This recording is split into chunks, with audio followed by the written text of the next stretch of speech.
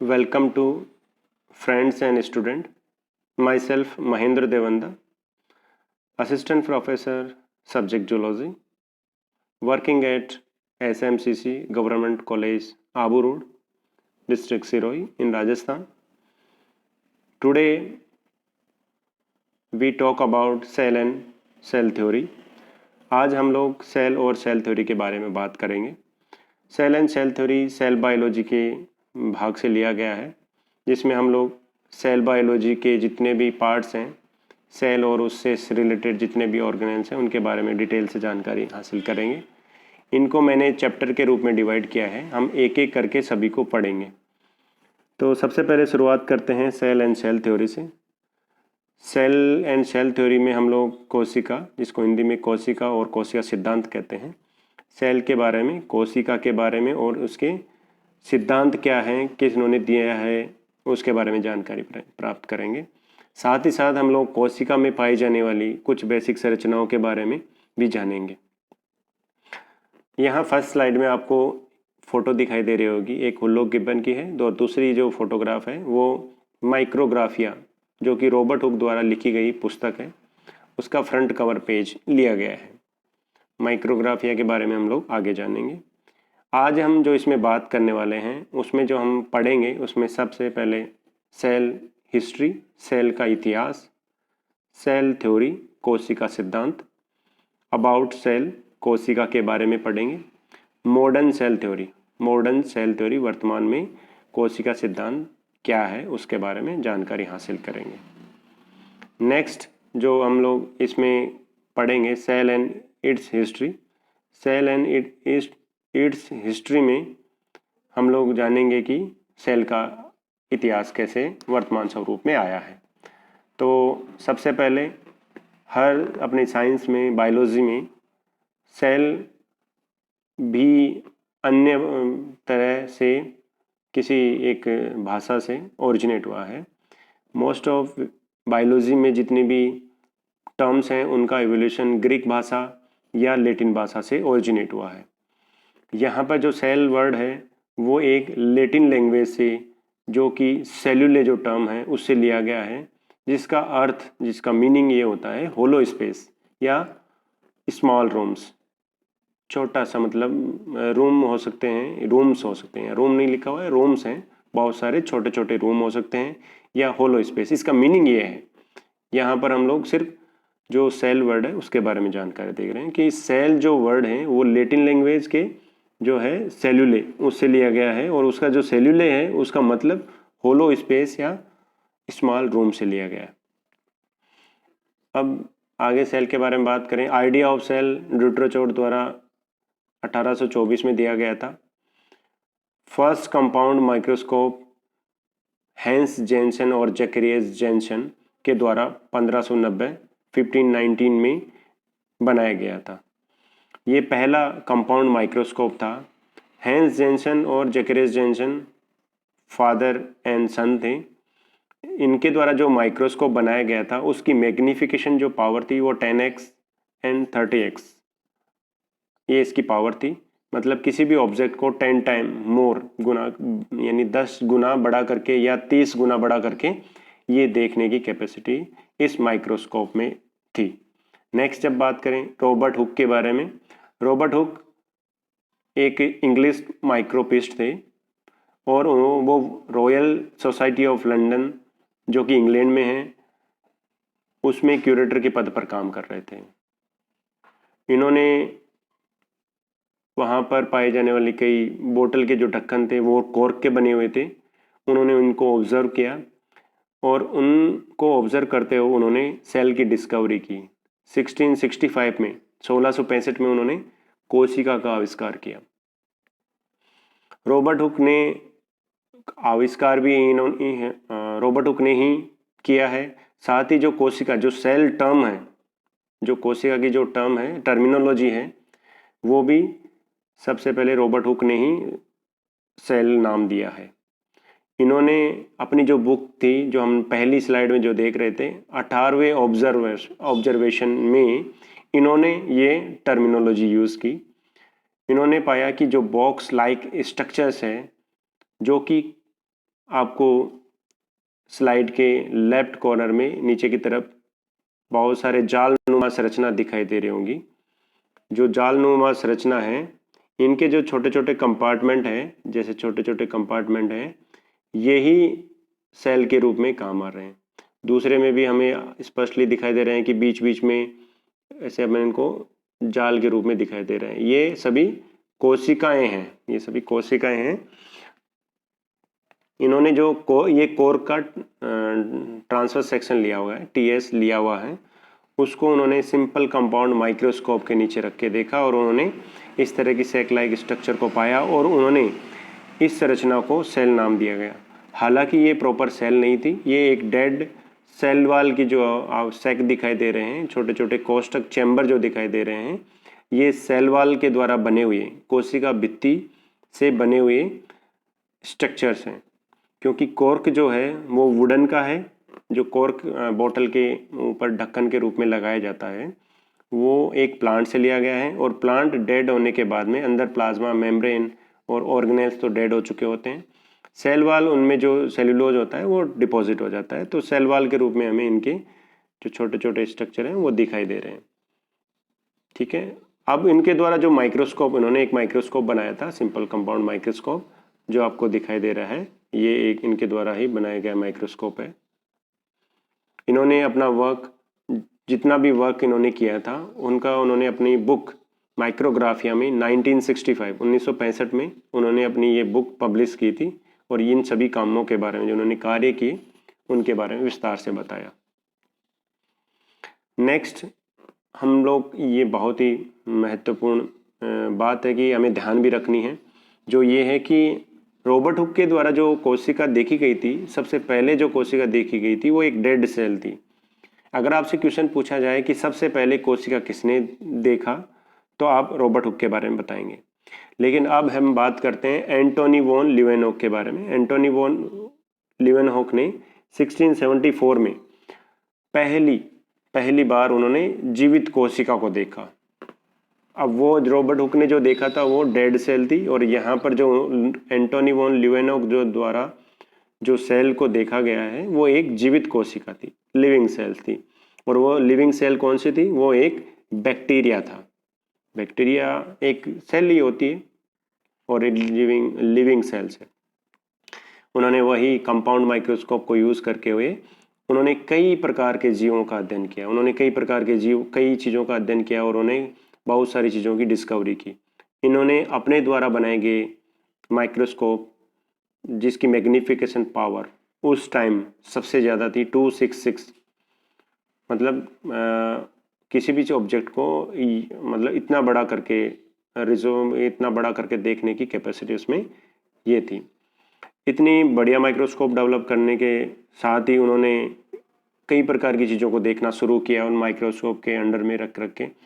इन्होंने इस दौरान यूनिसेलुलर प्रोटोजोन्स को देखा, बैक्टीरिया को देखा, स्पर्म को देखा, रेड ब्लड सेल आरबीसी, इन सभी को उन्होंने देखा। या हम कहें कि सबसे पहले एंटोनी वॉन लीवेनहॉक के द्वारा ही प्रोटोजोन्स को, बैक्टीरिया, स्पर्म और आरबीसी की खोज की, यानी सबसे पहली बार इन्होंने इनको देखा। और उन्होंने जब इन छोटी छोटी स्ट्रक्चर को देखा, इन्होंने इन छोटी संरचनाओं को नाम दिया गया है उसको एनिमाक्यूल्स। ये एक टर्मिनोलॉजी है एनिमाक्यूल्स, जिसका अर्थ ये होता है कि लिटिल एनिमल्स।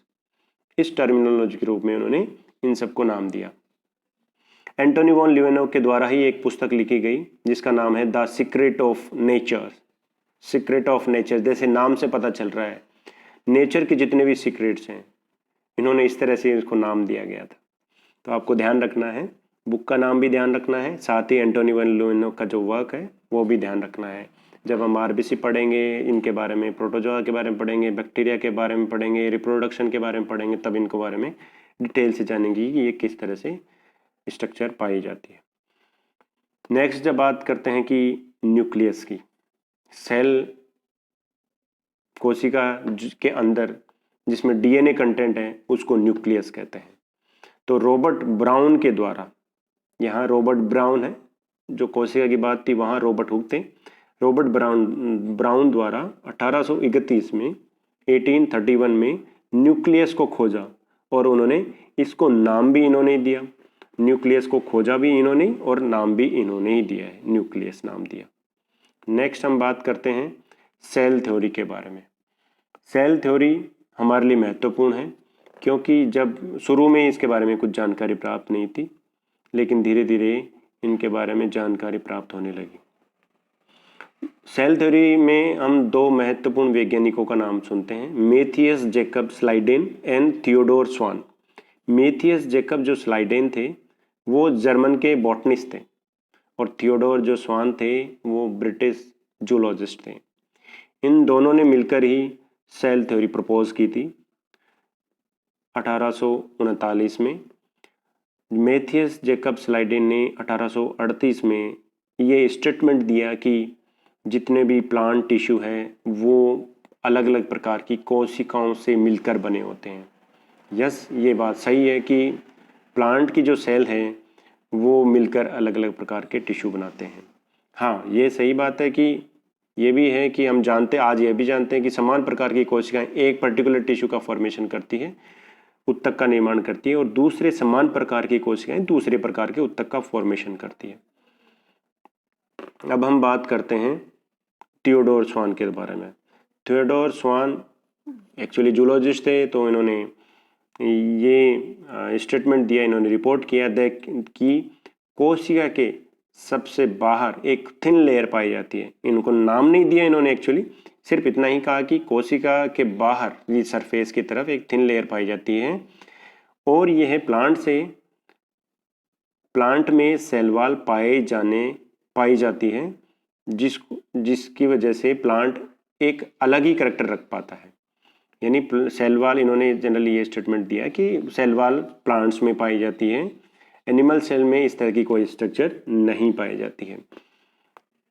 नेक्स्ट हम बात करते हैं, अब सेल थ्योरी दो वैज्ञानिकों द्वारा दी गई, मैथियस जैकब स्लाइडेन और थियोडोर स्वान के द्वारा, लेकिन कुछ कमियां वहाँ पर रही।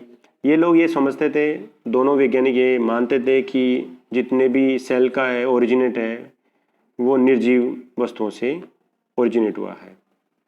यानी हम जब सेल के एवोल्यूशन में भी बात करते हैं तो किसी कोशिका को हम लोग स्पॉन्टेनियस जनरेशन, स्वतः ही किसी कोशिका की उत्पत्ति के बारे में कई वैज्ञानिक विश्वास करते थे, लेकिन आज नहीं करते। लेकिन जब शुरू में कोशिका का विकास हो रहा था, जीव की उत्पत्ति के बारे में खोजें चल रही थी, तब ये स्टेटमेंट चल रहा था कि किसी भी ऑर्गेनिज्म का या किसी कोशिका की उत्पत्ति स्पॉन्टेनियस होती है, स्वतः ही होती है। और जो सेल थ्योरी के जो दोनों ने, जिन्होंने स्लाइडेन और थियोडोर स्वान, इन्होंने भी, इनका भी यही मत था कि सेल की उत्पत्ति स्पॉन्टेनियस होती है। लेकिन उसके बाद में इस सेल थ्योरी में एडिशन के रूप में रुडोल्फ विर्चो थे। रुडोल्फ विर्चो ने 1855 में सेल थ्योरी को और विस्तार से समझाया और उन्होंने बताया कि जो कोशिकाएं होती हैं वो डिवाइड करती है, विभाजन करती है, और नई सेल की जो उत्पत्ति होती है वो पहले से उपस्थित कोशिकाओं से ही उत्पत्ति होती है। इन्होंने जो टर्मिनोलॉजी दी वो आपको ध्यान रखना है, ओमनिस सेलुला ई सेलुला, ये टर्मिनोलॉजी आप ध्यान रखेंगे। ओमनिस सेलुला ई सेलुला, ये कई बार पूछा जाता है डायरेक्टली कि जो लैटिन वर्ड ओमनिस सेलुला ई सेलुला कौन सा वर्ड से ओरिजिनेट हुआ है, तो आप कौन सा वर्ड से, कौन सी भाषा से है, तो आप बताएंगे लैटिन लैंग्वेज है। ओमनिस सेलुला ई सेलुला का मतलब क्या होता है, तो आप बताएंगे कि new cells arise from pre existing cell, नई सेल की, नई कोशिकाओं की उत्पत्ति पहले से उपस्थित कोशिकाओं से ही होती है। अब इन्होंने ऑल ओवर जो सेल थ्योरी के बारे में बात करें तो सेल जो इन तीनों को मिलाकर हम जो कहते हैं कि cell are the fundamental unit of life, जो फंडामेंटल जीवन की फंडामेंटल यूनिट के रूप में कोशिका कार्य करती है। All living organism are compose of one and more cells, जितने भी जीवित सदस्य हैं, जितने भी जीवित ऑर्गेनिज्म हैं वो एक या एक से अधिक कोशिकाओं से मिलकर बने होते हैं। एक कोशिकीय ऑर्गेनिज्म जैसे अमीबा की बात करें, पैरामीशियम, ये सभी एक कोशिकीय होते हैं। प्रोटोजोन्स हैं, ये एक कोशिकीय होते हैं। प्रोटिस्ट हैं, एक कोशिकीय होते हैं। ऐसे जैसे पोरिफेर एंड सिलेंट्रेट्स में एक से ज़्यादा कोशिकाएं पाई जाती हैं, वहाँ थाउजेंड्स में सेल्स पाई जाती है। अगर मैमल्स की बात करें वहाँ ट्रिलियंस में, मिलियंस में सेल्स पाई जाती है। इनका जो लास्ट स्टेटमेंट था, all cells come from pre existing cell, सभी कोशिकाएं पहले से उपस्थित कोशिकाओं से आती है। ये फाइनल जो सेल थ्योरी का रूप था ये इस रूप में था।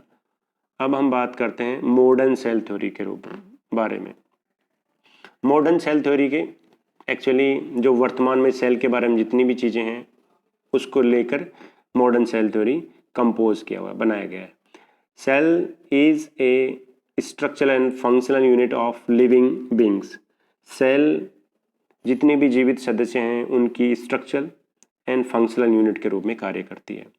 स्ट्रक्चरल का मतलब उनकी पूरी बॉडी स्ट्रक्चर बनाती है, और अगर हम लोग फंक्शन की तरह बात करें तो एक सेल अपना खुद का पूरा फंक्शन करती है। एक सेल पूरा ऑर्गेनिज्म भी बना सकती है, जैसे कि आपको डायग्राम में दिखाई दे रहा होगा। हमारे पास पैरामीशियम है, ये पैरामीशियम एक सिंगल सेल है। सिंगल सेल होने के बावजूद ये पूरे ऑर्गेनिज्म की तरह बिहेव करता है, यानी एक सिंगल सेल में भी वो पूरी कैपेसिटी होती है। तो ये, और दूसरा जो डायग्राम दिया है वो ह्यूमंस के एक तरफ मसल्स आपको दिखाई दे रहा है, दूसरी तरफ आपको स्केलेटन भाग आपको दिखाई दे रहा है।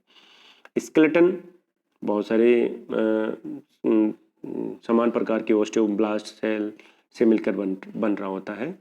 तो ये स्ट्रक्चर भी बना रहा है और स्केलेटन अपना फंक्शन भी करता है। तो ये सभी कोशिकाओं से मिलकर बने होते हैं। तो इस तरह से स्ट्रक्चरल पूरा शरीर की संरचना बना रही है और इनके फंक्शन में भी इनका पूरा योगदान रहता है। Next, all living things are compose of one and more cells. सभी जीवित सदस्य एक या एक से अधिक कोशिकाओं से मिलकर बने होते हैं। ये हम बातचीत कर चुके हैं इसके बारे में। All sales basically the same chemical composition and same metabolic activities. जितनी भी कोशिकाएं होती है उनमें लगभग समान प्रकार का केमिकल कंपोजिशन पाया जाता है। उसमें कार्बन है, हाइड्रोजन है, ऑक्सीजन है, नाइट्रोजन है, जितने भी एलिमेंट्स हैं जो उनमें पाए जाते हैं उनमें लगभग सभी प्रकार की कोशिकाओं में समान रूप से पाए जाते हैं। और उनमें जो होने वाली मेटाबॉलिक एक्टिविटी है, जो उपपचयी क्रियाएं हैं, वो भी लगभग समान प्रकार की होती है। नेक्स्ट हम बात करें, रुडोल्फ विर्चो का ये स्टेटमेंट है, ये वर्तमान में भी एग्जिस्ट करता है। All cells arise from pre existing cells by the cell division. पहले से उपस्थित सेल्स से ही नई कोशिकाओं की उत्पत्ति होती है। ये सेल है, इस सेल्स की उत्पत्ति ये डिवाइड करके दो सेल का निर्माण करती है। ये हो गया माइटोटिक डिवीजन, समसूत्री विभाजन के थ्रू एक सेल से दो सेल का निर्माण होता है। नेक्स्ट हम बात करें, cells have hereditary information which pass from cell to cell. Cell के पास में हेरिडिटरी इंफॉर्मेशन होती है, किस रूप में पाई जाती है? वो डीएनए के रूप में, डीऑक्सी राइबो न्यूक्लिक एसिड के रूप में हर कोशिका के पास में एक सूचना पाई जाती है, जो कि एक सेल से दूसरी सेल में, उसी सेल में वो पास होती है। जैसे हमारे माता पिता से हम बने और उनमें जो जितनी इन्फॉर्मेशन थी हमारे में भी लगभग ऐसी ही इन्फॉर्मेशन हमारे में भी पाई जाती है। क्यों? वो किस वजह से है? वो डीएनए की वजह से है, क्योंकि जैसा डीएनए है वैसा उसकी मॉर्फोलॉजी एंड स्ट्रक्चरल फिजियोलॉजी जो भी सभी डीएनए पे डिपेंड करती है। नेक्स्ट है energy flow remains in cells. Energy का फ्लो सभी कोशिकाओं में पाया जाता है। अब हम बात करें कि सेल थ्योरी था वो एक जनरलाइजेशन स्टेटमेंट था। लेकिन यहाँ पर कुछ एक्सेप्शन भी है। बायोलॉजी में बहुत सारे एक्सेप्शन मिलेंगे आपको, सेल थ्योरी के भी एक्सेप्शन है। जैसे वायरस है, क्योंकि वायरस को न तो इसमें पहला है वायरस को न तो हम लोग लिविंग सेल माना है ना डेड सेल माना है।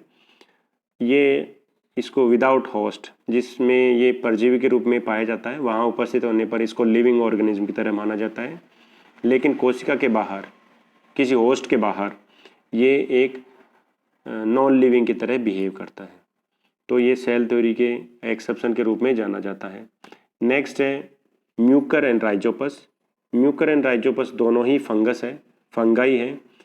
इनमें क्या होता है कि जो पूरी बॉडी होती है वो सिंगल सेलुलर लाइक होती है और एक ही सेल के अंदर बहुत सारे मल्टी न्यूक्लिएटेड सेल्स पाई जाती है। एक कोशिका में बहुत सारे न्यूक्लियस पाए जाते हैं। तो हमने जनरली यही पढ़ा है कि एक कोशिका के अंदर एक ही न्यूक्लियस पाया जाना चाहिए। सेल थ्योरी भी ये स्टेटमेंट देती है, यही कहते हैं कि सेल के अंदर न्यूक्लियस पाया जाता है। ये यहाँ पर जो म्यूकर और राइजोपस में है, यहाँ एक ही कोशिका के अंदर बहुत सारे न्यूक्लियस पाए जाते हैं, यानी मल्टी न्यूक्लिएटेड उस कंडीशन को कहते हैं। ऐसे ही प्रोटोजोआ, इसमें प्रोटोजोआ सिंगल सेलुलर ऑर्गेनिज्म होते हुए इसमें सब सेलुलर डिफ्रेंशिएशन पाया जाता है फॉर डिफरेंट वर्क। अलग अलग काम करने के लिए इसके पार्ट्स अलग अलग तरीके से मॉडिफाई हो जाते हैं। जैसे आपने अमीबा के बारे में वहाँ फूड वैक्यूल आपने पढ़ा है। इसके अलावा कॉन्ट्रैक्टाइल वैक्यूल आपने, जिसको संकोचनशील रिक्तिका, वो एक्सक्रीशन का भी काम करती है, ऑस्मो रेगुलेशन का फंक्शन कर रही है। तो एक खुद की एक सेल होने के बावजूद भी उसमें अलग अलग फंक्शन के लिए वो मॉडिफाई हो जाती है उस एक ही सेल के अंदर। ओके, नेक्स्ट हम बात करते हैं मेमेलियन आरबीसी और सीव सेल्स। सीव सेल्स प्लांट सेल में पाई जाती है। मेमेलियन आरबीसी, इनमें न्यूक्लियस का अभाव होता है, केंद्रक का अभाव होता है, तो इनको सेल थ्योरी का एक्सेप्शन मानते हैं। नेक्स्ट हम बात करते हैं कि वास्तव में सेल क्या है, सेल क्या है इसके बारे में। तो हमने अब तक यही एक फाइनल जो स्टेटमेंट है, हम ये कह सकते हैं कि cell is the fundamental structural and functional unit of all living organism. जितने भी जीवित सदस्य हैं उन सब की स्ट्रक्चरल और उनकी फंक्शनल यूनिट के रूप में, इकाई के रूप में ये पाई जाती है। Cell the unit of life, ये यूनिट ऑफ लाइफ माना गया है। साइटोलॉजी एंड सेल बायोलॉजी, दो टर्मिनोलॉजी है। साइटोलॉजी में हम लोग study of cell structure, cell के में पाई जाने वाली संरचनाओं के बारे में पढ़ते हैं, जबकि सेल बायोलॉजी में हम लोग डिटेल से study of cell morphology, cell physiology, biochemistry, chemical composition of the cell, heredity and उसका डेवलपमेंट किस तरह से है, इन सब के बारे में हम लोग सेल बायोलॉजी में पढ़ते हैं। ओके, नेक्स्ट हम बात करें, ये हम अब जानेंगे कि वास्तव में हमारे जो सिस्टम है, जैसे डाइजेस्टिव सिस्टम है, रेस्पिरेटरी सिस्टम, ये कैसे बनते हैं। तो एक ही कोशिका, समान प्रकार की कोशिकाएं जब आपस में मिलती हैं तो वो टिश्यू का निर्माण करती हैं, जिसको हिंदी में उत्तक कहते हैं। और उत्तक मिलकर ऑर्गन बनाते हैं और ऑर्गन मिलकर सिस्टम का फॉर्मेशन करते हैं। स्लाइड में आपको एक एनिमल सेल आपको दिखाई दे रही होगी, क्योंकि ये एनिमल सेल है, ये एनसीईआरटी की बुक से ली गई है। इसमें हम लोग जो बाहर आउटर मेम्ब्रेन है, इसको हम लोग प्लाज्मा मेम्ब्रेन कहते हैं, इसको हम लोग प्लाज्मा मेम्ब्रेन कहते हैं। इसके बाद में हम लोग अंदर की तरफ जो बीच में राउंड स्ट्रक्चर दिखाई दे रही है, ये एक न्यूक्लियस है, ये न्यूक्लियस है। अब हम जब न्यूक्लियस के अंदर न्यूक्लियोलस पाया जाता है, न्यूक्लियस के बाहर की मेम्ब्रेन न्यूक्लियर एनवेलप कहलाता है। अब इसी के पास में जुड़ी हुई स्ट्रक्चर पाई जाती है जो कि अंतःप्रद्रवी जालिका, एंडोप्लाज्मिक रेटिकुलम कहलाती है। एंडोप्लाज्मिक रेटिकुलम के दो प्रकार होते हैं, अंतःप्रद्रवी जालिका के दो रूप में पाए जाते हैं। एक होता है रफ एंडोप्लाज्मिक रेटिकुलम, एक होता है स्मूथ एंडोप्लाज्मिक रेटिकुलम। इसको शॉर्ट में RER rough endoplasmic reticulum, SER smooth endoplasmic reticulum. RER क्योंकि समान इसके ऊपर राइबोसोम्स पाए जाते हैं। रफ एंडोप्लाज्मिक में राइबोसोम के कारण इसको रफ एंडोप्लाज्मिक रेटिकुलम कहते हैं, जबकि स्मूथ एंडोप्लाज्मिक रेटिकुलम में राइबोसोम्स एब्सेंट होते हैं, इसलिए उसको स्मूथ एंडोप्लाज्मिक रेटिकुलम नाम दिया गया। इसके अलावा आपको यहाँ पर स्ट्रक्चर दिखाई देगी माइटोकॉन्ड्रिया। माइटोकॉन्ड्रिया बहुत सारे पाए जाते हैं, यहाँ पर माइटोकॉन्ड्रिया है। इसके अलावा राइबोसोम्स हैं, राइबोसोम्स, लाइसोसोम्स पाए जाएंगे। इनको हम लोग बाद में डिटेल से एक एक ऑर्गेनेल्स के बारे में हम लोग बाद में नेक्स्ट वीडियो में हम लोग इनको पढ़ेंगे। पैरोक्सिसोम्स पाए जाते हैं, सेंट्रियोल पाए जा रहे हैं, माइक्रोविलाई पाई जाती है। माइक्रोविलाई सेल मेम्ब्रेन के द्वारा बनी हुई स्ट्रक्चर है। गोल्जी अपरेटस, गोल्जी बॉडी जिसको कहते हैं, वो पाई जाती है। इन सब के बारे में हम लोग डिटेल से बाद में पढ़ेंगे। ये 3D पिक्चर यहाँ पर दिखाई हुई है। नेक्स्ट हम बात करते हैं, ये कुछ कोशिकाओं के एग्जाम्पल है जिससे आप लोग थोड़ा सा सेल के बारे में फेमिलियर हो सकें। कि सेल किस तरह से दिखाई देती है। सर सेल के बारे में बात कर रहे हैं, पर सेल किस तरह की होती है। देखो हम लोग ब्लड के बारे में जानते हैं कि ब्लड में आरबीसी पाए जाते हैं, तो आपको आरबीसी दिखाई दे रही है कि ये आरबीसी है। देखो ये आरबीसी है, इसको रेड ब्लड सेल्स कहते हैं। राउंड एंड बाइकॉन के रूप में पाई जाती है, ये इस तरह से पाई जाती है। इसके अलावा डब्ल्यूबीसी आपने सुना होगा, वाइट ब्लड सेल्स, ये इस तरह अमीबॉइड शेप की होती है। ये अलग अलग प्रकार की होती है, इनके बारे में हम लोग बाद में बात करेंगे। जब हम ब्लड के बारे में पढ़ेंगे तब इनको डिटेल से पढ़ेंगे कि ये अलग अलग प्रकार की संरचना क्यों दिखाई दे रही है, ये अलग क्यों है, ये अलग क्यों है, ये अलग क्यों है। इनके बारे में हम लोग नेक्स्ट वीडियो में चैप्टर, जब भी हम आरबीसी के बारे में पढ़ेंगे तब हम, या डब्ल्यूबीसी के बारे में या ब्लड के बारे में जितना पढ़ेंगे तब हम इनके बारे में बात करेंगे। ये है एक एपिथेलियम सेल्स, उपकला उत्तक है, कोल्यूमनर टाइप का है, स्तंभाकार एपिथेलियम सेल्स पाई जाती है। ये लॉन्ग एंड नैरो होती है, बड़ी होती है और चपटी होती है। इंटरेस्टिंग, नर्व सेल्स आपको दिखाई दे रही होगी, ये ब्रांच एंड लॉन्ग फॉर्म में पाई जाती है। हालांकि इसमें प्रॉपर तरीके से आप एक्सॉन ये नहीं देख पा रहे होंगे, लेकिन हम जब भी पढ़ेंगे आगे, जब इन सबको हम लोग डिटेल से पढ़ेंगे। ये है आगे ट्रैकिड्स जो कि प्लांट्स में पाई जाती है, और मिजोफिल सेल्स ये भी प्लांट्स में पाई जाती है। ओके, इन सब को पढ़ने के बाद में हम लोग आज सेल थ्योरी के बारे में जान चुके हैं। सेल थ्योरी किसने दी, सेल की खोज किसने की, जीवित कोशिका की खोज किसने की। अब कुछ टर्मिनोलॉजी के बारे में जो कि सेल बायोलॉजी में अपनी महत्वपूर्ण होगी, उनके बारे में थोड़ा जान लेते हैं। किसका क्या कॉन्ट्रीब्यूशन क्या था, थोड़ा सा हम लोग इनको जान लेते हैं। तो सबसे पहले हम बात करते हैं टर्मिनोलॉजी में। सबसे पहले अपने पास हर्टविंग है,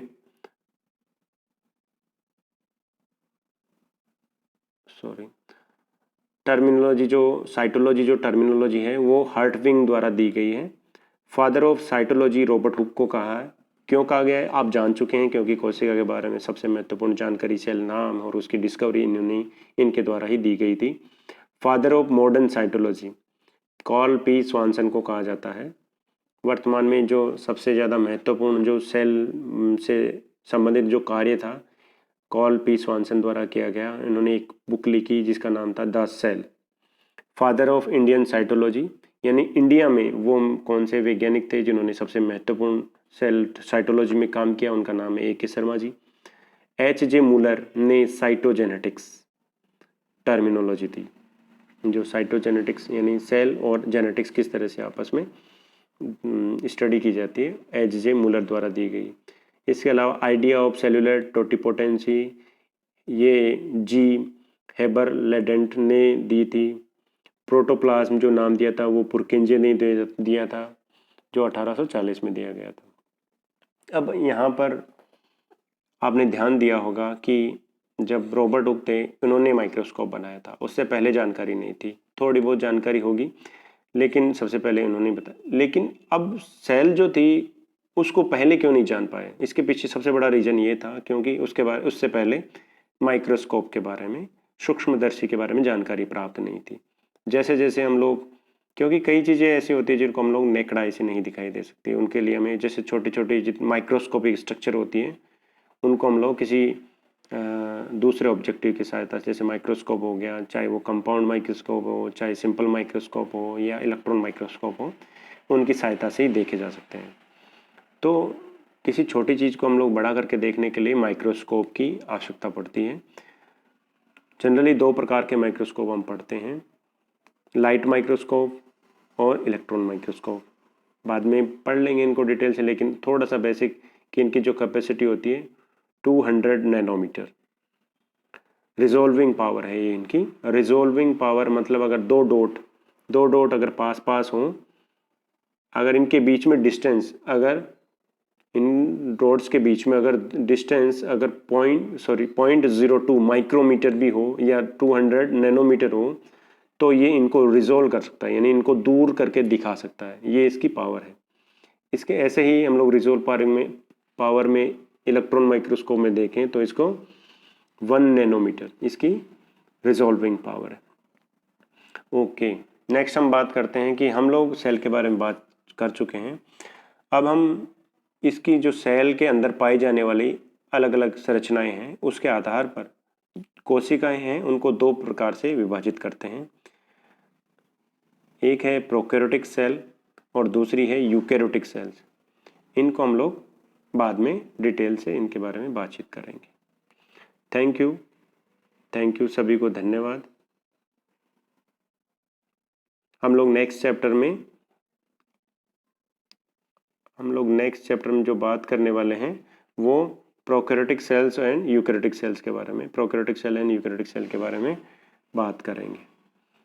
ओके, थैंक यू। अगर आपको कुछ क्वेश्चन पूछना है तो आप मुझसे पूछ लेना, हम लोग जुड़े रहेंगे। ठीक है, थैंक यू।